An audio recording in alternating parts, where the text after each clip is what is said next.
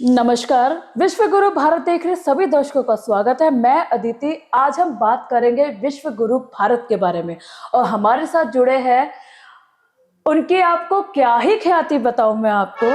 अगर उनके बारे में बात करें तो उनका नाम है शांति दूत, विश्व बंधु, आचार्य श्री श्री कुंवर रंजन सिंह। नमस्कार सर। नमस्कार जी। नमस्कार। थैंक यू अदिति जी।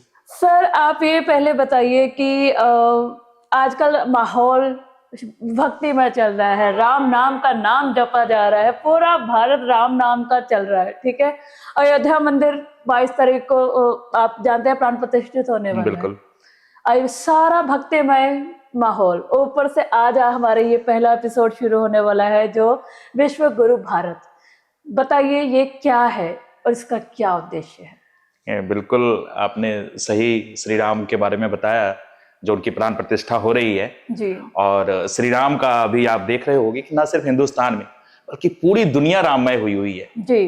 क्योंकि राम को मानने वाले पूरी दुनिया भर में हैं और राम का अपने आप में कहते हैं मर्यादा पुरुषोत्तम है, तो कहना ही क्या है। और अगर हम हिंदू संस्कृति, भारतीय संस्कृति की बात करें तो श्री राम को विष्णु का अवतार भी कहा जाता है, तो वो तीनों लोक के मालिक हैं, त्रिलोकीनाथ हैं जी।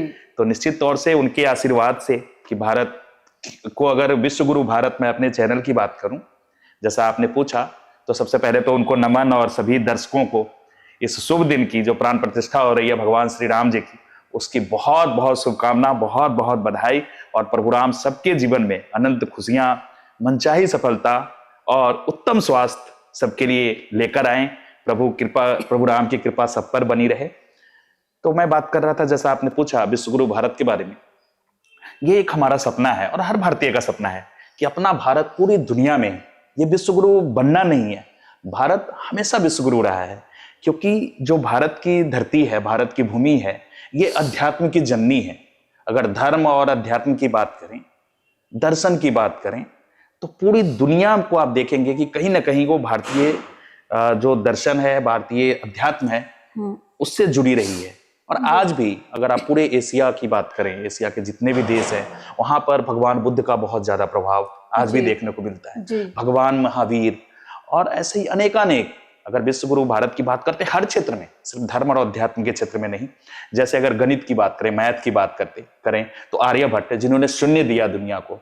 अगर शून्य नहीं दिया गया होता तो आप समझते हैं कि आज हम कंप्यूटर देख रहे हैं, उसकी बात नहीं होती। अगर हम भाषा के रूप में संस्कृत की बात करें तो सबसे दुनिया की सबसे प्राचीनतम भाषा और सारी भाषाओं की जननी संस्कृत रही है। और भारत से विश्व गुरु ही नहीं रहा, सोने की चिड़िया भी रही है। मतलब आर्थिक तौर पे भी जो भारत है वो दुनिया में एक सिर का मुकुट रहा है। तो विश्व गुरु भारत का जो उद्देश्य है, जो आप पूछ रहे थे कि भारत को पुनः, जो भारत की स्थिति थी, जो हमारी भारत माँ, दुनिया में इकलौता भारत देश है जिसको भारत हम माता कह के बुलाते हैं। हमारी माँ है भारत माँ, अकेला भारत नहीं बोलते, भारत माँ, भारत माता की जय। तो हमारी भारत माँ दुनिया के सिंहासन पर विराजित हो और एक बार फिर से हमारे देश का गौरव पूरी दुनिया में जैसा पहले था वैसा एक बार फिर से बनाया जाए, इस उद्देश्य को लेकर हमने विश्व गुरु भारत चैनल की शुरुआत की है, जिसमें अलग अलग क्षेत्र के, जो अलग अलग क्षेत्र के एक्सपर्ट हैं उनको हम अपने चैनल पे बुलाकर उनके मार्गदर्शन में, जो हमारे देश के, आज दुनिया में सबसे, आज कहते हैं कि भारत युवा भारत है, दुनिया भर में सबसे ज्यादा युवा की अगर जनसंख्या किसी देश में है तो वो हमारे भारत में है। तो उनको कैसे मार्गदर्शन दिया जाए, ठीक है। तो ये हमारा उद्देश्य रहने वाला है। और हर क्षेत्र में, सामाजिक क्षेत्र में, धार्मिक क्षेत्र में, आर्थिक क्षेत्र में, हर क्षेत्र में, विज्ञान के क्षेत्र में, साइंस एंड टेक्नोलॉजी के क्षेत्र में, रिसर्च के क्षेत्र में, डेवलपमेंट के क्षेत्र में, हर क्षेत्र में भारत को हमने कैसे दुनिया का नंबर 1 राष्ट्र बनाना है, इसके लिए हम कार्य कर रहे हैं और इस मुहिम की हमने शुरुआत की है। तो आपके ये जो आपकी ये जो संस्था है, इसमें अभी क्या क्या एक्टिविटी हुई है, कहाँ कहाँ से लोग जुड़ रहे हैं और क्या उनका योगदान है इस विश्व गुरु भारत में? ये विश्व गुरु भारत, हमने आपको अगर हम बेसिक बताएं कि हम क्या है, हमारे 3 संकल्प होते हैं, जो सभी 3 संकल्प जो हमारे संस्था के जो भी सदस्य जुड़ते हैं हमारे साथ और दर्शक हैं ये भी हमारे साथ जुड़ सकते हैं। तो सबसे पहला 3 संकल्प लेना होता है।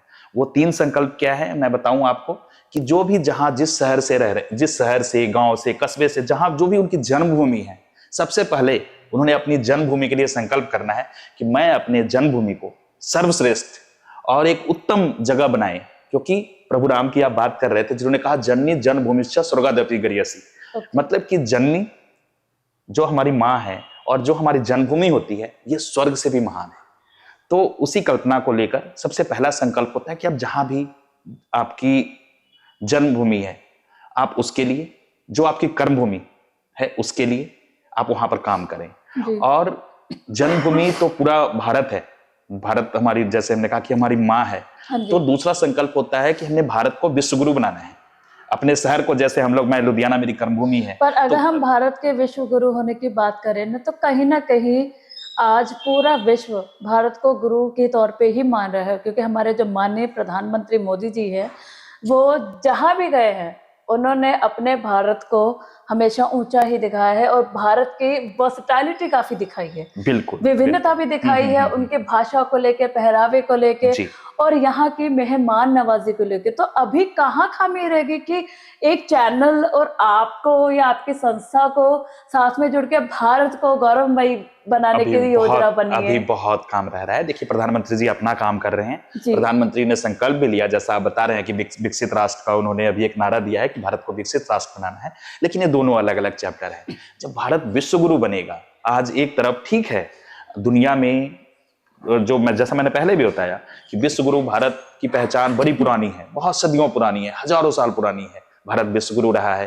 प्रधानमंत्री जी ने ठीक है कुछ मौकों पर, अलग अलग जगहों पर इसका प्रचार प्रसार भी कर रहे हैं और दुनिया भर में एक पॉजिटिव सकारात्मक दिशा में इस पर काम हो रहा है। लेकिन आज जो भारत में गरीबी है, अशिक्षा है, बेरोजगारी है और बहुत सारी समस्या, लोगों को एक स्वाभिमान देने की जरूरत है। और जब तक देश के 140 करोड़ लोग नहीं जुड़ेंगे, देखिए कोई भी सरकार का अपना कार्य होता है, एक विकसित राष्ट्र बनाने में जो सरकार काम कर सकती है हम नहीं कर सकते, लेकिन जनता की भी अपनी भूमिका है, लोगों की भी अपनी भूमिका है।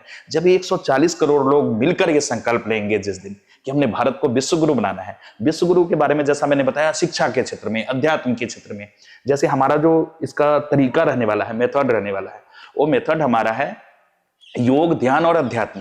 ये तीनों के माध्यम से हम लोगों को जागरूक करके, और तन मन धन, मतलब उनकी फिटनेस के लिए योगा, ध्यान, ठीक है, और मन के लिए उनके माइंड पे काम करना, उनके मस्तिष्क पे काम करना, और फिर तन मन और धन, लोगों को रोजगार भी चाहिए, बच्चों को उनका फ्यूचर भी चाहिए। तो उसके लिए भी 3 प्रकल्प हैं हमारे। माइंडसेट, पहले हमने लोगों का माइंडसेट तैयार करना है, फिर मोटिवेशन, मैं मोटिवेशनल स्पीकर भी हूँ, आपने ये हमारा नहीं कराया तो परिचय में रह गया, मैं मोटिवेशनल स्पीकर भी हूँ। तो अपने मोटिवेशन के माध्यम से देश के लोगों को मोटिवेशन देना, और थर्ड मेथड बताना, जिसकी मैं बात कर रहा था कि वह तरीका क्या होगा जब लोगों को रोजगार मिलेगा, वह तरीका क्या होगा जब लोग अपने स्वावलंबी होंगे, उनका आत्मविश्वास कैसे बढ़ाना है।